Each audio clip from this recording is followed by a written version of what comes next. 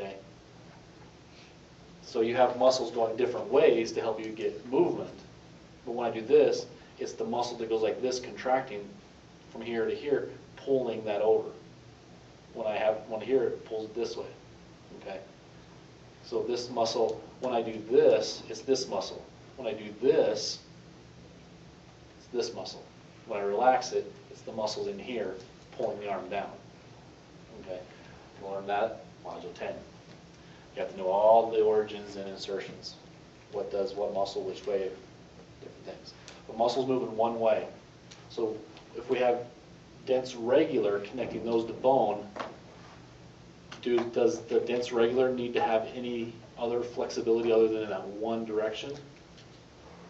No, because muscles only move in one direction, right?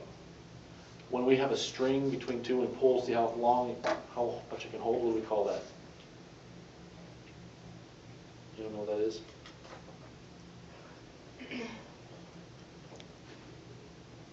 Starts with a T.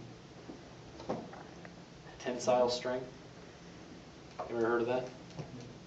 They'll take rope or string and they'll pull it out and see how many pounds of pressure it can pull before it snaps.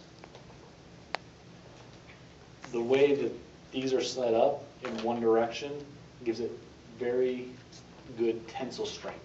In other words, the force that's created by this muscle is extreme force, is able to be held by those tendons because of it's in one direction, because of the tensile strength, because all those fibers are aligned one way, they all work together to increase the tensile strength of that tendon or ligament. What happens to a knee if it turns sideways or backwards or gets hit from the side? Who plays sports? What happens if you hyperextend your knee or you have someone hit your knee? We'd say they blow out a knee. What are you doing?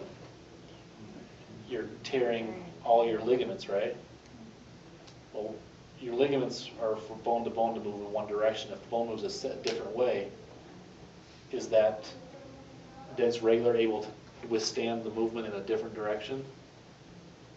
That's when you get ACL tears, MCL tears, all those ligaments being torn, is because you're going in a different direction that they don't have tensile strength that way.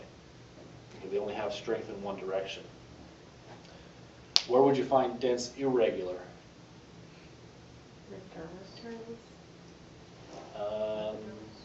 No.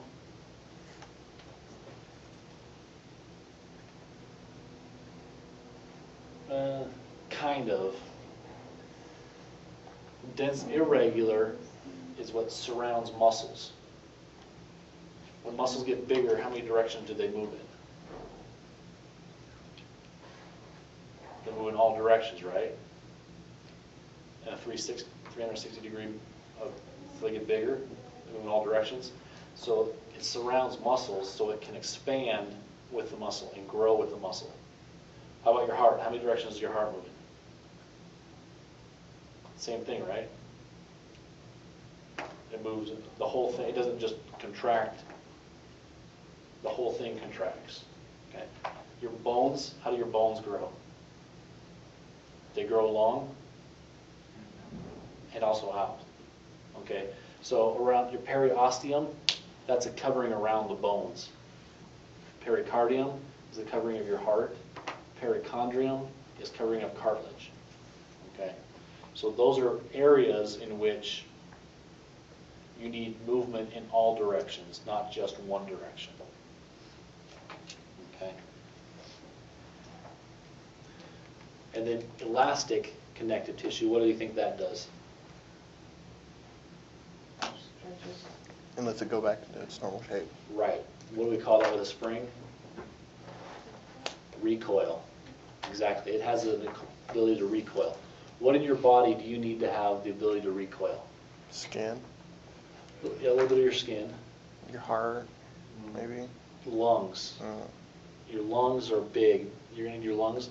In your skin, well, your trachea as well, but also your blood vessels. If you've got the heartbeat, your arteries right next to the heart, and as it goes away from the heart, have to be very flexible to withstand the pumping of the heart. Okay. So the blood vessels are also going to be very important because of the high pressure on them. they need to be able to, between heartbeats, go back to its normal shape. If it didn't, stay in one direction, a lot of older people, they get stenosis, artery stenosis, which means hardening of the arteries. They no longer have that flexibility. And what happens to their blood pressure? If you try and force something through a small hole, is the pressure increased or decreased? It increases it. So what happens with your body is if you need to decrease your blood pressure, you're able to open up your arteries a little bit.